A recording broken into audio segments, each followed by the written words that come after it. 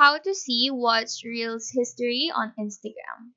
So apparently there is no way to see the Instagram Reels that you watched.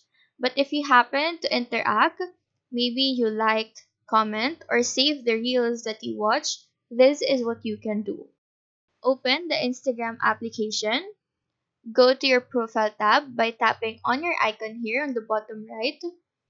Click on the three lines icon on the top right corner of the screen.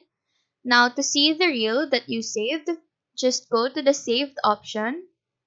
And as you can see, the saved reels are here. Now if you manage to like or comment on it, go back and tap on the three lines icon again. After that, go to your activity. Once you're here, go to interactions and then go to likes if you like the reel, or go to comments if you left a comment on it. So that is how to see Watch Reels history on Instagram.